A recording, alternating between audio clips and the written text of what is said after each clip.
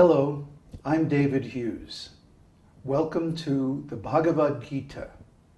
In this episode, we're going to study the first chapter of Bhagavad-gita on the battlefield of Kurukshetra. Here's the URL for you to read it online. Bhagavad-gita is 18 chapters of a much larger work called Mahabharata. Mahabharata is often called the fifth Veda because it contains all religious principles and philosophy. It's a great epic spanning centuries of time in the pre-Vedic and Vedic periods more than 5,000 years ago. Bhagavad-gita chronicles the history of a family rivalry between two sides of the Vedic emperors, the Kurus and the Pandavas. The Pandavas were supposed to inherit the kingdom, which at that time encompassed the entire earth. But their cousin brothers, the Kauravas, were envious of them and tried to take the kingdom away from them. Actually, for a time they succeeded.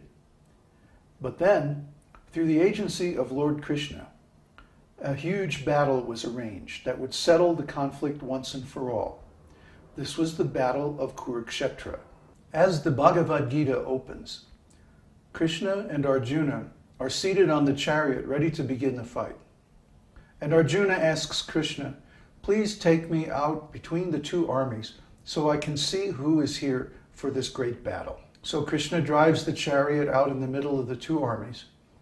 And when Arjuna sees all his relatives and friends ready to kill each other over the kingdom, he becomes very disturbed. And he begins to argue with Krishna why they should not fight the battle. Arjuna argues that even though his relatives are avaricious, because they're related, they shouldn't fight with one another, that this is against the rules of dharma or morality, and that it's better to lose the kingdom and not fight to demonstrate the principle of compassion to one's relatives and friends.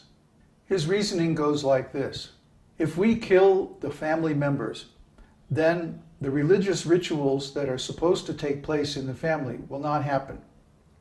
Especially the elder members who have the most spiritual wisdom should not be killed. He says, even if we fight this battle and win, then we won't be able to enjoy it because all our relatives and friends will have died in the battle and there'll be no one to share it with. Further, he says, killing all the family members and kings especially will stop the performance of religious rituals and sacrifices that should go on in the family. And as a result, the morality of the family, the dynasty, will become degraded. And because of this, low-class living entities will begin to appear in the family, and the peace of the entire society will be ruined. Now you might say, what does this have to do with us? After all, we're not warriors or kings. We don't have to go out on the battlefield and prove ourselves every day. We're not fighting for a kingdom or to become the emperor of the whole world. Well, what does Bhagavad-gita have to do with me? Is it relevant? And this is a good question.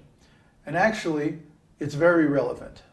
All of us are fighting a battle against Maya or illusion. We're trying to escape from ignorance and find the truth. When we find that truth, then we can understand what we're doing here, what our duty is, and how we should act in such a way to actually get the most out of life. Until we get that knowledge, we're basically helpless. We're at the mercy of everyone who wants to exploit us, because a person without knowledge is like a boat without a rudder, struggling on the sea of life. Life is full of problems and conflicts of different kinds.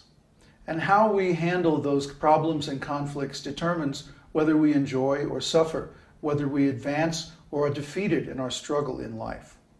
The problem is, without knowledge, everything we try just seems to make things worse. Actually, this is the case. If we try to act without proper knowledge, then whatever we do not only won't achieve the desired effect, it'll actually get us in more trouble than we already are. Actually, everything in this world has a cause. And the cause of our problems is ignorance. ignorance of the nature of the self and ignorance of God.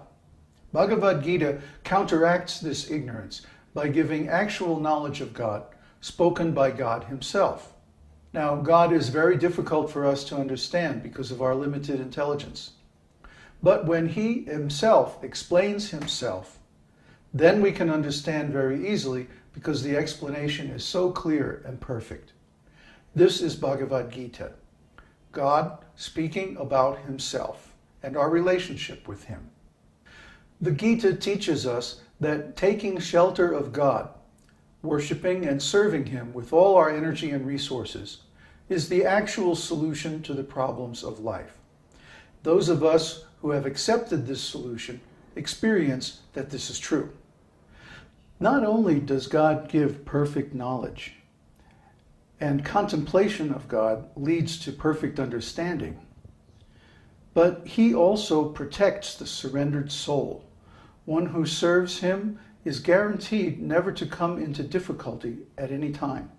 Even at the end of life, at the time of death, someone who is in God consciousness or transcendental consciousness does not feel any inconvenience, but is able to transcend the material situation through spiritual consciousness. This is the message of Bhagavad-gita, and this is the benefit that we can experience by studying Bhagavad-gita. Therefore, actually everyone should read and study Bhagavad-gita because it's the perfect theistic science of higher consciousness. Therefore, we encourage everyone to view all the videos in this series, read Bhagavad-gita online, here's the URL, follow this teaching and make your life successful. Om Namo Bhagavate Vasudevaya. Om Namo Bhagavate Vasudevaya. Om Namo Bhagavate Vasudevaya. Om Namo Bhagavate Vasudevaya.